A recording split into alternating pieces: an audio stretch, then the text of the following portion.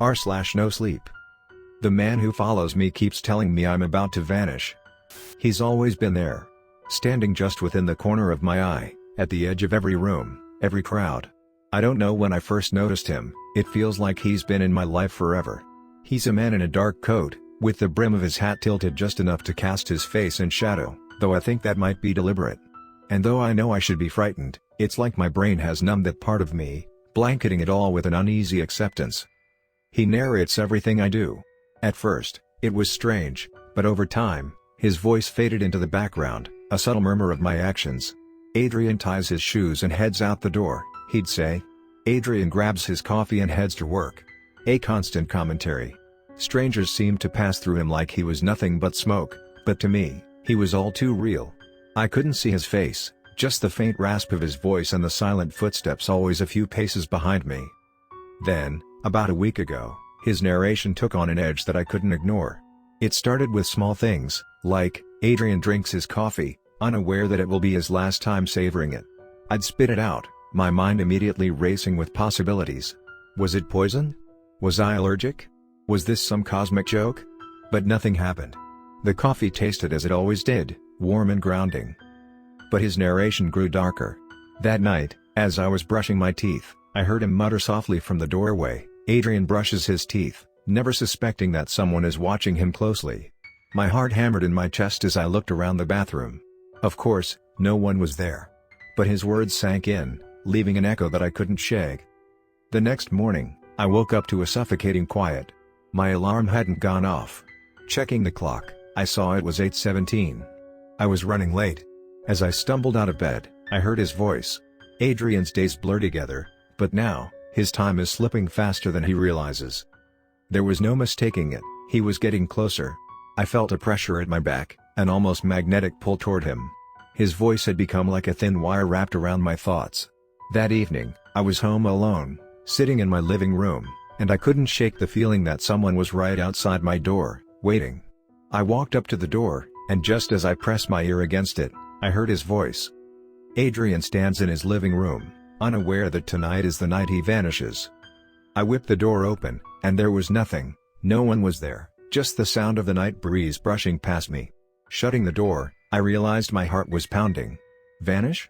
What did he mean? Vanish where? To who? I barely slept that night, staring at my door and gripping my phone. I thought about calling someone. But what would I say? Hey, I have this shadowy figure narrating my life, and he just told me I'm going to vanish? Who would believe me? The following day, I tried to distract myself, stay busy. I worked late, grabbed some food, even went for a walk through the park near my apartment, just trying to calm myself. That's when I noticed he wasn't behind me anymore. His narration was gone. The quiet was nearly deafening. Then, the lights started flickering. I quickened my pace, heading for home. When I reached my door, he was there. Standing right in front of it, back turned as always. But this time, he was closer. So close I could smell a strange metallic scent in the air around him. As I reached for my key, he began to whisper, counting down numbers under his breath. 2000. 1999. 1998. What's happening? I asked, my voice barely a whisper. He continued counting, ignoring my question. The words rattled off faster, like a clock winding down. I slammed my hand against the door, hoping it would somehow open, somehow let me through, and away from him. But as I reached for the doorknob, the air shifted, and I suddenly found myself back in my living room, my hand frozen mid-air. I could hear his voice behind me. Adrian stands in his living room, unaware of what's coming next. My knees buckled. I felt the walls around me grow further away, the furniture stretching, the lights flickering. And then I realized, he was narrating me into a different reality. One that was beginning to pull me out of my own. I closed my eyes, desperately hoping it was all in my head. But then I felt him brush past me, his coat whispering against my arm. His voice now had an urgency, a sinister glee. Adrian's time is slipping faster. The shadows have him now, inching closer. When I opened my eyes, I saw my apartment melting away into darkness, objects around me fading into black smudges as if painted over. Only his silhouette remained, slowly retreating into the void. With every step he took, more of my surroundings vanished, and my body felt less and less real. His countdown had resumed, louder, echoing in my mind. 20. 19. 18. I stumbled forward, but my legs felt weightless, unsteady. I screamed, trying to hold on to something, anything, to anchor me, but everything I touched disappeared under my fingers, like smoke. 5. 4. 3.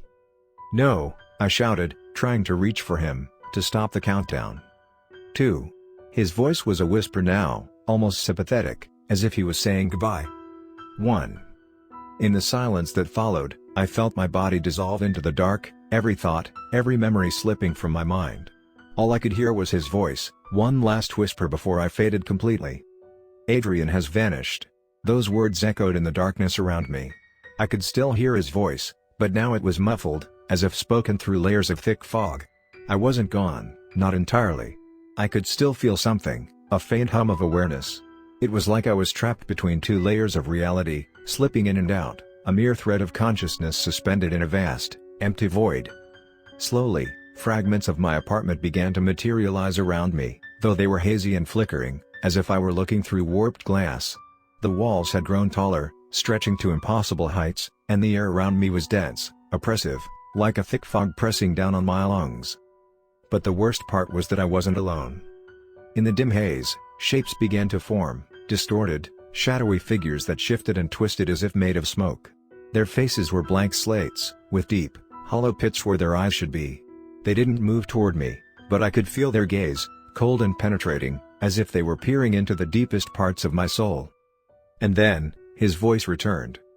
Adrian stands on the threshold, caught between worlds. He thinks he's alone, but he's wrong.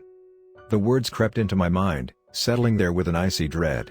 I tried to scream, but no sound came out. My body felt like it was made of lead, paralyzed by an unseen force.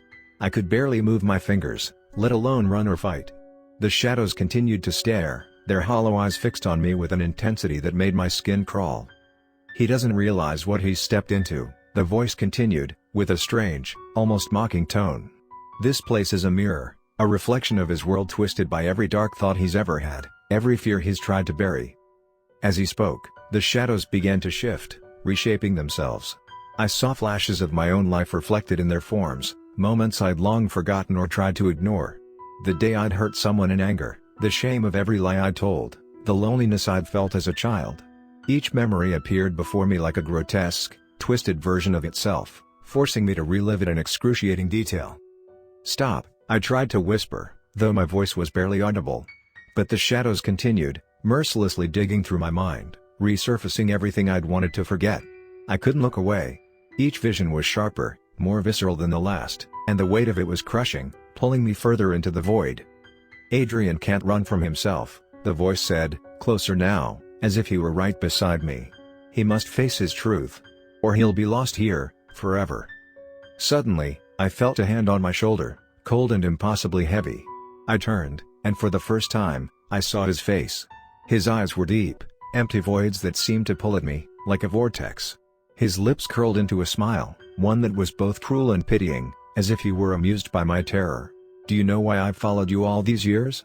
he whispered, his voice slicing through the air like a knife. I shook my head, too terrified to speak. "I'm the part of you that you've tried to ignore," he said, his fingers tightening on my shoulder. "The regrets, the anger, the darkness you pretend doesn't exist. I've always been here, lurking in the shadows, waiting for the day when you couldn't look away any longer." I tried to pull away, but his grip was ironclad, and the shadows began to close in around us, tightening like a noose. "Now, Adrian," he whispered, his voice dripping with malice. "It's time to see what you truly are." The shadows surged forward, wrapping around me like tendrils of smoke. They slipped into my mouth, my nose, seeping into every part of me, filling me with a cold, suffocating darkness. I could feel my mind unraveling, my memories slipping away, replaced by an overwhelming sense of dread and despair. I was falling, sinking deeper and deeper into the void, as if the ground itself had opened up to swallow me whole. I saw flashes of my life again, this time twisted, grotesque. My friends and family wore hollow, soulless expressions. My home was empty, decayed, like it had been abandoned for decades. "Adrian stands on the brink, his last moments fading away," the voice murmured, echoing all around me. "There is no escape from the truth. There is no escape from himself." I wanted to scream, to claw my way out of the darkness, but my body no longer obeyed me. I was sinking, dissolving into the shadows, my thoughts growing dimmer with each passing second. Just when I thought it was over, a faint light appeared in the distance.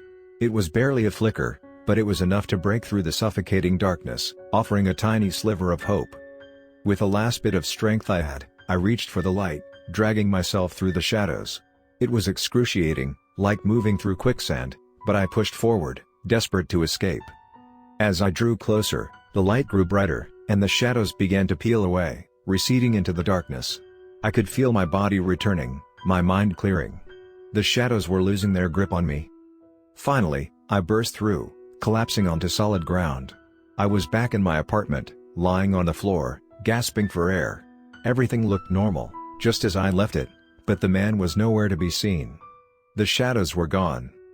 But I could still hear his voice, a faint whisper echoing in the back of my mind. "I'll always be here, Adrian," he said, his tone softer, almost gentle. "You may have escaped this time. But you can't run from yourself forever." With that, the voice faded, leaving me alone in the quiet of my apartment. I sat there for a long time, trembling, my mind racing with everything I'd seen, everything I'd felt. He was gone. But I knew he'd be back. He'd always been there, lurking in the corners of my mind, waiting. And now, I understood the terrible truth: he wasn't just a shadow or a hallucination. He was a part of me, a dark reflection of everything I'd tried to hide. As I stared into the dark corners of my apartment, I realized that no matter where I went, no matter how far I ran, he would always follow.